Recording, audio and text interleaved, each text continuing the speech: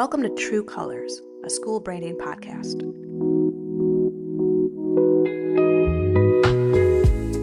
Here we learn how to represent your school in a correct, competitive, and compelling way. We bring on experienced educators and experts to discuss the ins and outs of displaying your school's true colors. My name is Madison Carr, the owner of Creative Chameleon Studio. Through brand strategy and design, I help schools look as great on the outside as they are on the inside.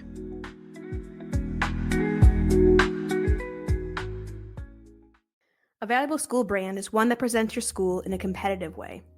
This means communicating to prospective families what sets you apart from other schools. At the heart of it all, every school is selling education, but there are many factors that can make one school a better fit for a student than another. Figuring out what that is and telling it to families will elevate your school above direct competitors. And one of the rapidly growing tools for communicating with families is social media. In this era, how your school is presented online is part of the equation of your brand. So I wanted to bring on someone who is a wizard at all things school social media, Andrea Gribble from Social School for EDU. Andrea knows the ins and outs of how social media impacts enrollment marketing. So today we'll dive into how social media factors in to showing your school's true colors. Thanks for coming on the show. Thanks for having me. So I know some of your background. I was on your podcast, but can we just begin by giving the people a summary of who you are, how you got into doing school social media marketing, which is a very specific kind of niche, and just what you're doing with schools over at School Social for EDU. Yes. So I'm totally accidental entrepreneur. I didn't even know school communication was a thing. I'm from a really small town in Wisconsin. I graduated with 32 kids in my class, which was a big class. So we didn't have any kind of a school communicator or, necessarily designated marketing people, just a very small school. So I live here now as an adult, and about 11 years ago, I was working in corporate America and I lost my job. My job was eliminated. And at the time I was a single mom with 2 little girls. And I'm like, what am I going to do? I live in a small town. There's not that many opportunities. So I started applying at a lot of places, but then I started doing some social media work with a friend of mine that was a caterer. And she said, Andrea, some people are so busy running their businesses that they don't have time to do social media. And so this light bulb kind of went off. It's like, well, maybe I could do that. So I got started with a few different types of companies.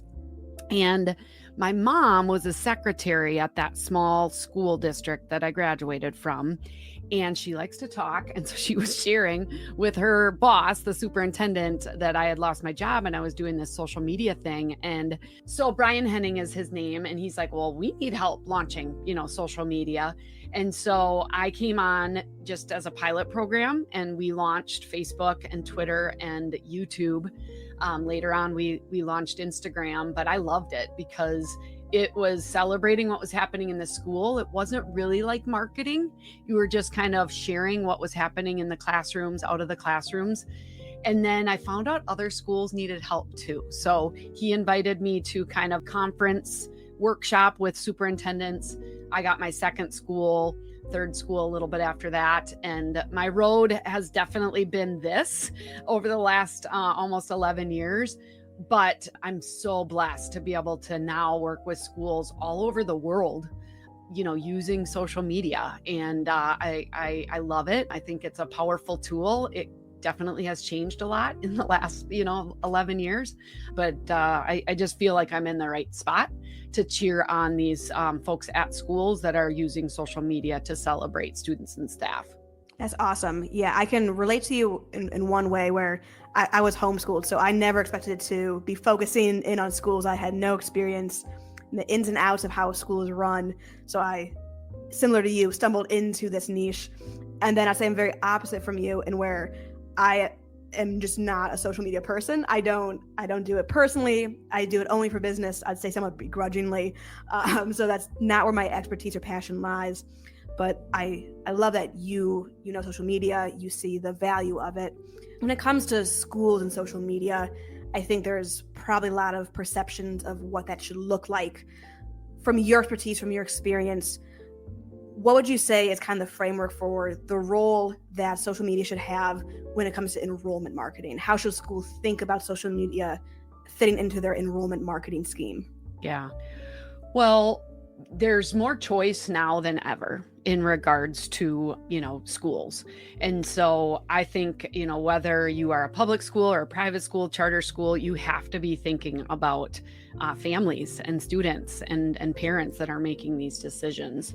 And social media is widely used. 2024 stats say, 70% of adults are on Facebook. And this is in the US, and the average internet user spends 2.5 hours a day on social media, which is crazy, Madison. You not liking social media, I can get like, oh my gosh, that's just such a waste of time in some cases. But what I'm saying to schools is, hey, this is like valuable land that actually is still free. Yes, you can pay to boost and advertise on social media as well. But where I come from, I am just using organic marketing, organic reach on social media posts. And so it's that everyday storytelling that's happening in and out of the classroom that you can really give people a peek at, because when they drive that by the building, they don't get those stories. And so to be able to get that experience without actually being at that school can change perceptions. It can change people's decisions. It can expose them to, wow, I didn't know they had, career readiness and they're doing internships in high school. I didn't know that they had college courses that they could take. I didn't know that they had an esports team or a robotics team or all of this. My child likes that, right? So it gives you this relatability when you highlight a variety of things that your school offers, where people are seeing, wow, I could maybe see my child there. And in other cases, you're talking about enrollment marketing, but I work with a lot of public schools, and that you're working with community support, right? Because it is funded by tax dollars from the community too. So you want to be able to get that story out to all the people that don't have students necessarily going to your school as well. Yeah, something that when I work with schools and we talk about brand strategy and design, one of the first things I say is helping them understand that the reason to invest in branding is that it has a long vantage point. Long before you even get the family in for an open house or a school tour, you're already building perception. You're already building trust and consistency. When it comes to brand identity, so logos, colors, that's happening from a distance. I would say social media is even further distance, in that long before someone see your school's name, they might be seeing a reel on social media about you. They might be seeing what someone has shared. So I think that is such value, that long distance, it's building perception. So something I'm trying to encourage people to think about when it comes to branding is presenting their schools in 3 ways: correct, competitive, and compelling. I think that makes for a very robust strategy for a brand.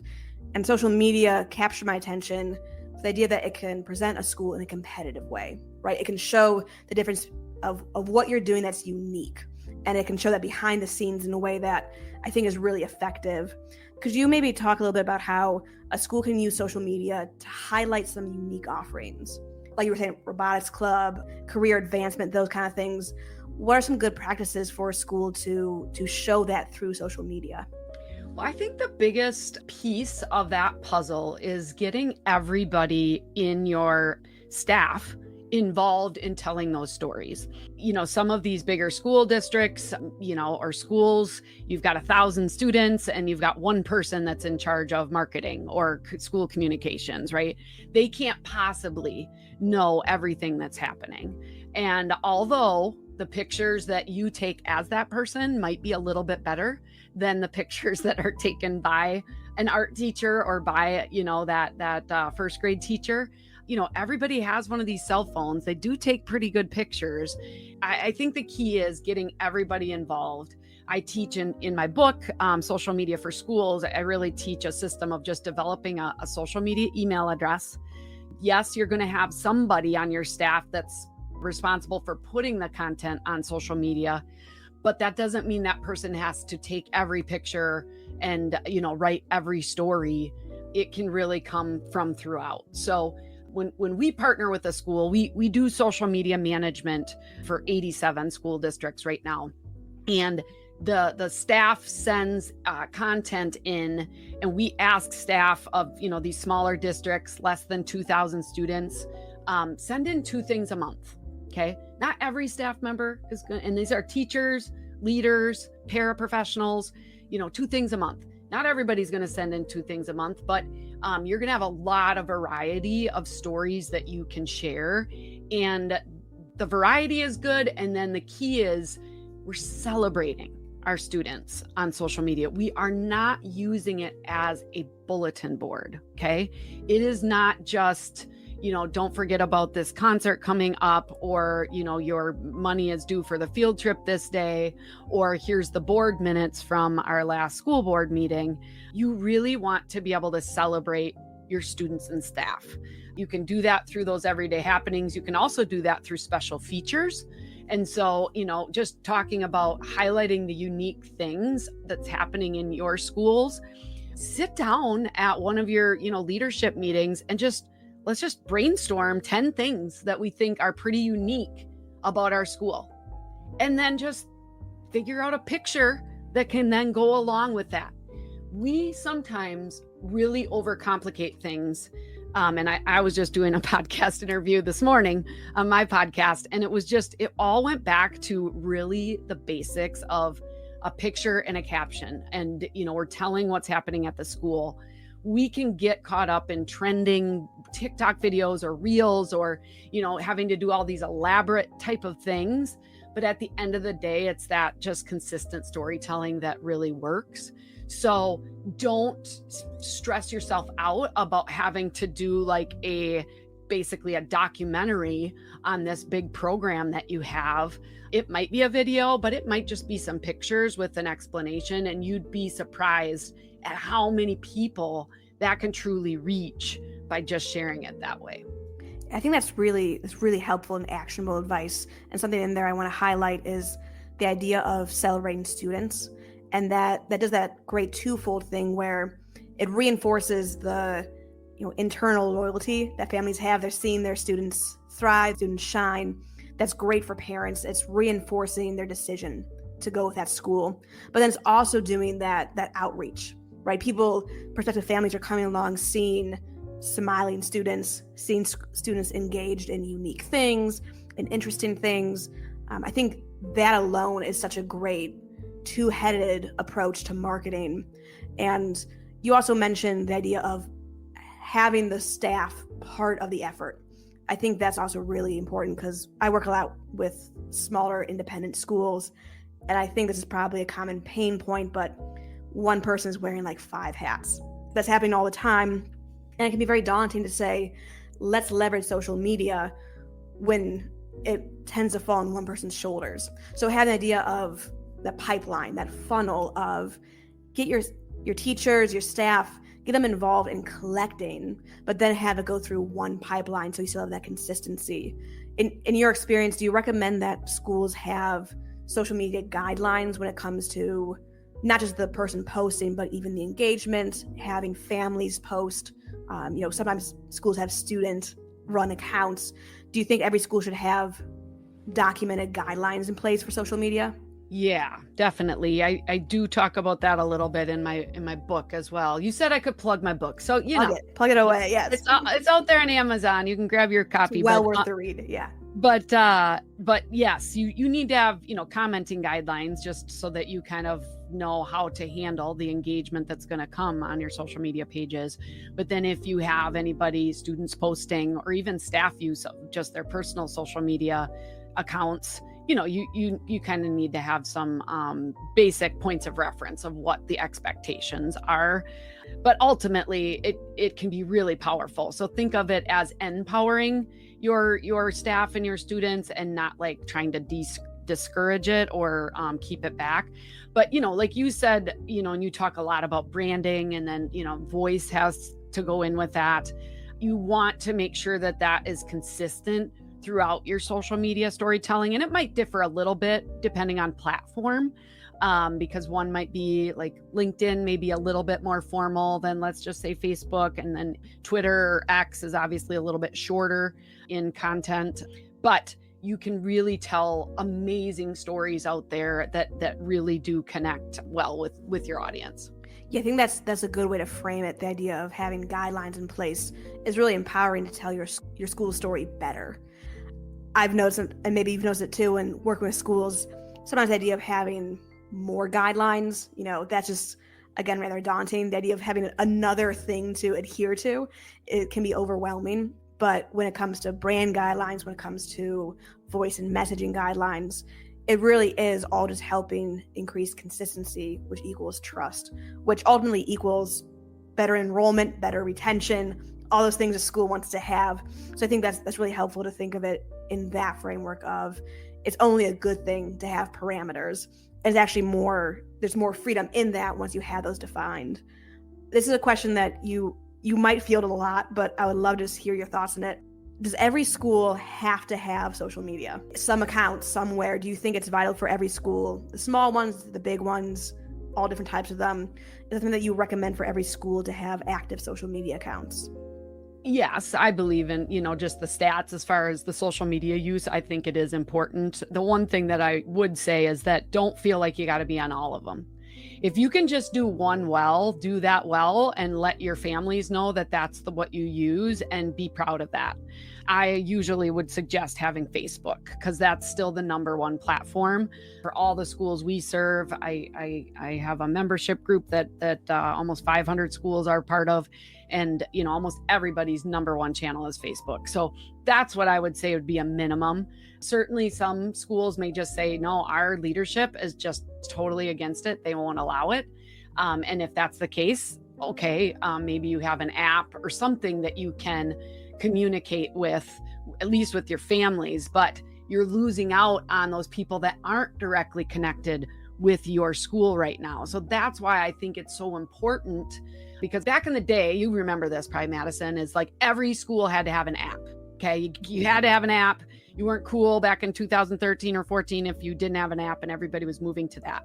Now it's just like more mobile responsive websites is really, just taking its place. But it's like people aren't going to download an app if they don't have a student at your school, right? And grandma and grandpa might not necessarily, but they might care what your students, what they're doing at the school. So that's where social media really opens you up to the world. And yes, it can be scary, but you can do it in the right way. You have to make sure you have consent for your kids to be shared on social media.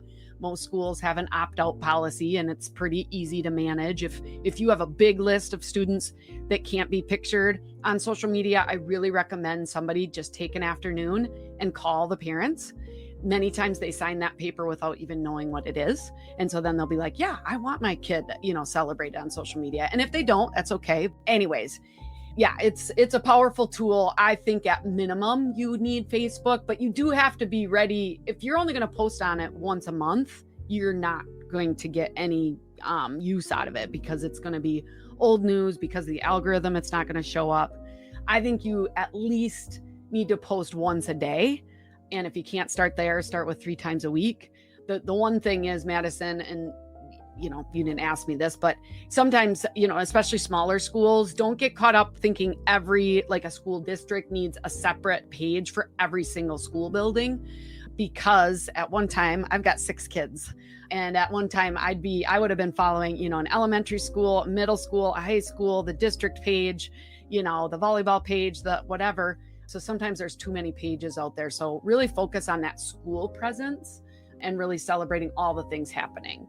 That's really helpful to give some framework. I like the idea of something really actionable that people can hold on to. At the very least, at least one page for the whole of your brand. And Facebook, I agree with you. The metrics don't lie about that one. Aim for once a day if possible. I think probably what happens a lot is, schools that have small marketing teams, they have a lot going on. They have a lot to juggle. So the idea of adding social media to that and doing it well is very daunting. Social media, to your point, one of those things where if you don't do it consistently, if you don't do it right, you're not going to see the benefit of it. So I think helping school leaders understand there is a benefit to it. It's worth effort, the investment, the time, figure out what they can manage and make a plan to manage that. For the school that is maybe listening and realizing their social media is not up to snuff, they could really gain a lot of ground in that. What would you suggest would be like kind of that next step of pursuing taking hold of their social media? What could they do to either evaluate their social media accounts or set them up a little bit better to start gaining some momentum in that area? Well, certainly following other schools just around you that you think are doing it well and learning from them. I think we call it admire and acquire. So it's not stealing from other schools of what they're using. Certainly, I would say follow my content over at socialschoolforedu.com. I've got a ton of free. I've got a podcast, a newsletter that goes out every other week, and quite a few resources that are just like one pager, quick things that are helpful to give you ideas for social media, like 100 ideas for social media posts or 14 pictures you can take with your mascot that'll help you with social media posts. And then that free newsletter is a great place to start. But I also have a membership program. So, most of us, Madison, did not go to school for social media for schools and necessarily not even, marketing for schools. That's really not a degree that's widely used. Most people were teachers or they worked in journalism before they came to school PR. I was neither. So I'm a unicorn out there, but get the training. It isn't rocket science. It's really proven of what works for schools. And that's certainly what I try to share at my site. I'm learning every day from school communicators all across the country.